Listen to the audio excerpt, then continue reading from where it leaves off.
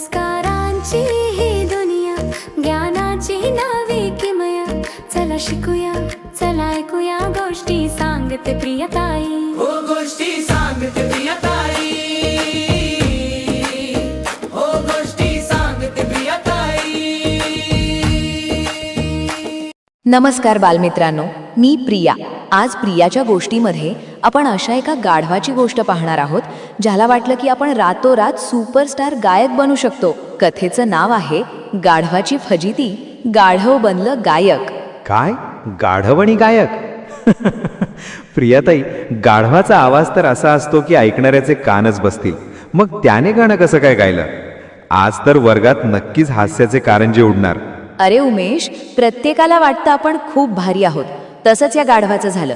पण स्वतःच्या मर्यादेपेक्षा जास्त शहाणपणा केला की काय होतं हेच या गोष्टीतून कळेल. सांगा ना प्रियाताई, काय झालं पुढे? एका गावात एक धष्टपुष्ट गाढव होतं. त्याला वाटायचं की आपला आवाज एखाद्या कोकिळेपेक्षाही गोड आहे. एके दिवशी शेतात चरताना त्याला एक पडकी तंबोरी सापडली. मग काय, गाढवाचा आत्मविश्वास 7व्या आकाशावर गेला. तो स्वतःला तानसेन समजू लागला. रात्रीची वेळ होती, चांदणं पडलं होतं. गाढवाला एका कोल्ह्याची साथ मिळाली. गाढव गर्वानं म्हणालं, कोल्ह्या भाऊ, आज माझं गाणं ऐकशील का? असा सूर लागेल की चंद्र तारे सुद्धा नाचायला लागतील. कोल्हा हुशार होता. तो म्हणाला, अरे वेड्या, आपण शेतात आहोत, शेतकरी जागा होईल, गप्प बस. मग गाढव गप्प बसला का? मला तर नाही वाटत. छे, गाढव म्हणाला, तुला माझ्या कलेची कदर नाही. असं म्हणून गाढवाने मान उंच केली आणि डोळे मिटून आकाशाकडे तोंड करून मोठमोठ्याने ओरडायला सुरुवात केली, खेंचू खेंचू खेंचू. गाढवाला वाटलं आपण सारेगम म्हणतोय, पण तो तर कर्कश आरडाओरडा होता.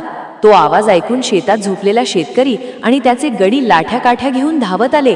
कोल्हा तर एका उडीत पसार झाला, पण बिचारं गाढव तिथेच अडकलं. शेतकऱ्याने गाढवाला अशी अद्दल घडवली की त्याच्या डोक्यातलं गाण्याचं भूत कायमचं उतरलं. बघा मुलांनो, यावरून काय शिकलो? स्वतःचे गुण आणि मर्यादा ओळखता आल्या पाहिजेत. आपण जे नाही आहोत ते बनण्याचा अट्टाहास केला की गाढवासारखीच फजिती होते. अगदी बरोबर सर. बालमित्रांनो, ही गोष्ट कशी वाटली?